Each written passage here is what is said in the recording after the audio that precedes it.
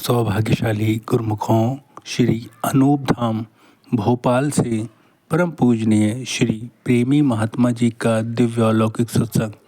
तो आइए हम सब गुरुमुख जन प्रेम पूर्वक बैठकर इस दिव्य सत्संग का लाभ प्राप्त करें। चलिए शुरू करते हैं। बोल जयकारा बोल में। सम्मुख विराजमान श्री हजूर सतगुरु दाता दयाल जी के पावन दर्शन करते हुए प्रेम सहित मिलकर बोलो जयकारा बोल मेरे श्री गुरु महाराज की जय। श्री परमहंस दयाल जी की ये हम सब पर कृपा है जो आज हमें श्री हजूर सतगुरु दाता दयाल जी का घर बैठे पावन दर्शन और शुभ आशीर्वाद प्राप्त करने का सौभाग्य प्राप्त हो रहा है। इस स्वर्णिम घड़ी की सभी गुरुमुखों को लाखों लाख बधाई।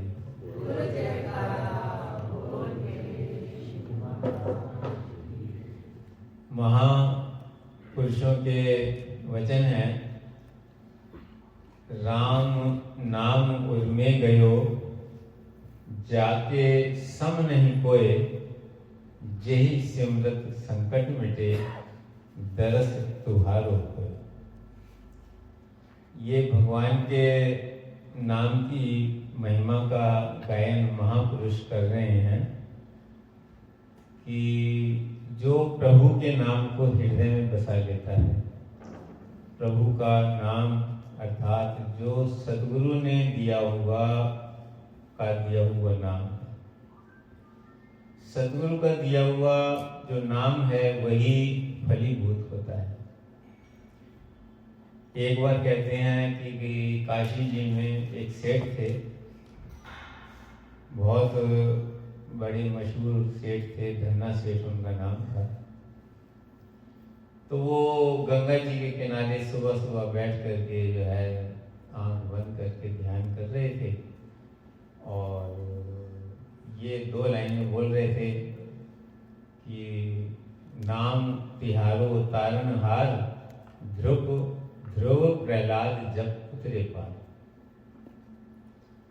तो एक संत जी का वहाँ से आगमन हुआ और उन्होंने वो सैर करते हुए निकले तो उन्होंने देखा सेठ जी बड़ी श्रद्धा भावना से जो है ये पंक्तियाँ बोल रहे हैं। तो उन्होंने, महापुरुषों की जो दृष्टि होती है वो इंसान के अंतर हृदय पर होती है, उनको बाहरी उसके रंग रूप धन संपदा से कुछ लेना देना नहीं होता। तो उन्होंने जो देखा कि रूह तो संस्कारी है लेकिन रास्ता ना मिलने के कारण जो है ये भटक रहा है। अगर इसे रास्ता लगा दिया जाए तो ये जो है कमाई वाला बन सकता है। तो उन्होंने अगले दिन जो है आकर के सुबह सुबह जब सेठ जी बैठे हुए थे तो उनके आगे बैठ करके उन्होंने अपना जाप शुरू कर दिया कि धन्ना सेठ बड़ा शाहूकार, जाके गृह में धन अपार। अब सेठ जी जो कि अपने टाइम से उन्होंने माला जब पूरी करनी थी, बीच में तो बोले नहीं। और जब उनकी माला जब पूरी हो गई तो उसने आंखें खोली और वो देखा कि संत जी बैठे हैं। उन्होंने संत जी को कहा कि महाराज, संतों का काम तो लोगों को भक्ति के पथ पर लगाना है और आप जो यहाँ पर विघन डाल रहे हैं। उसने वही, मैं विघन नहीं डाल रहा। ऐसा है कि हमने बनाना था मंदिर बनाना था तो किसी ने बताया कि इस शहर में जो है धन्ना सेठ नाम का बहुत बड़ा सेठ है और उसके पास बहुत धन है। तो मैं जो है यहाँ बैठकर मैं तो उसका जो है नाम जप रहा हूँ ताकि मुझे धन मिल जाए। तो उसने कहा महाराज वो तो धन्ना सेठ तो मेरा ही नाम है और मेरा जो खजाना है वो मेरी तिजोरी में बंद है। अब मेरा नाम जपने से आपको मेरा धन कैसे मिल जाएगा? तो उन्होंने कहा भाई मैं तो यही तुम्हें समझाने आया था कि जो आप नाम जप रहे हैं कि नाम तिहारो तारणहार, ध्रुव प्रहलाद जब उतरे बात, अब वो तो ध्रुव और प्रहलाद जो है कमाई करके ले गए। अब ध्रुव और प्रहलाद का नाम जपने से आप जो है कैसे उनका धन प्राप्त कर सकते हो? आपका तो ये जाप वृथा जा रहा है। उसने कहा फिर कैसे होगा? उन्होंने कहा कि जब सदगुरु की शरण में जाओगे, संतों की शरण में जाओगे, तो उनके दिए हुए नाम की कमाई करोगे, तो वो इंसान के अंतर मन तक पहुंचता है। उसकी जो कमाई है वो एक जन्म नहीं, यहाँ की जो की हुई कमाई है वो तो इस लोक में भी पूरे टाइम काम नहीं आती, कभी है कभी नहीं है, और परलोक की तो बात ही अलग है।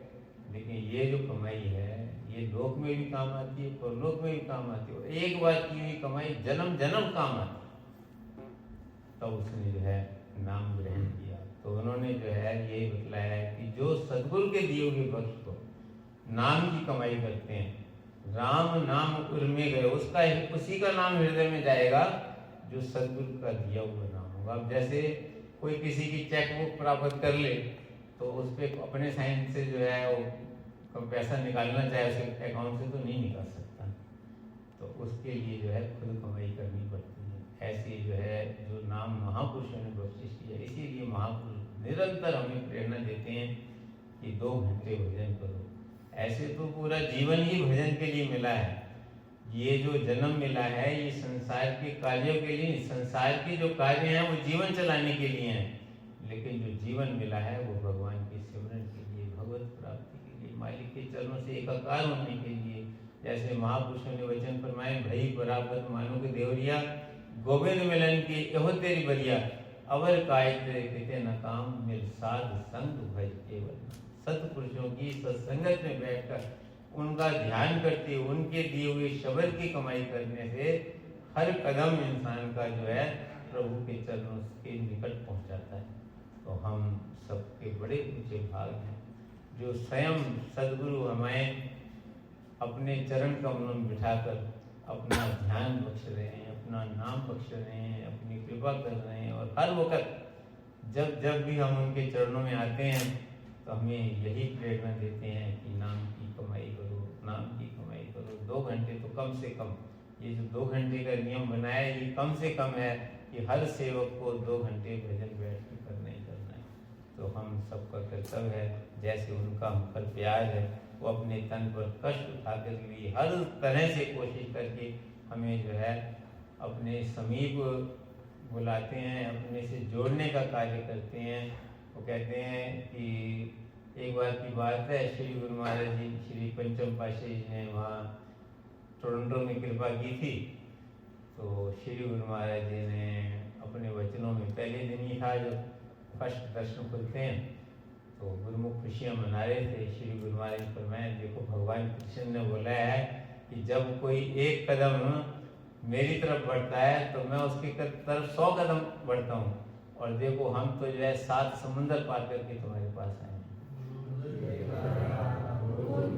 तो प्रेमी और विनती की, गुरु महाराज जी आप केवल 7 समुंदर पार करके नहीं आए, आप तो धूमधाम से हम जीवों के कल्याण के लिए आए।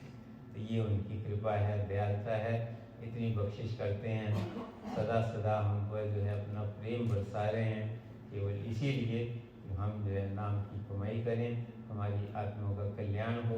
हम ज्यों ज्यों भक्ति के पथ पर आगे बढ़ते हैं, महापुरुषों को बड़ी प्रसन्नता होती है। परसों भी बेंगलोर में यही फरमाया कि अगर आप सब गुरुजन 2 घंटे भजन रोजाना करेंगे तो हम आप पर बहुत खुश रहेंगे, बहुत खुश रहेंगे, बहुत खुश रहेंगे। बोलो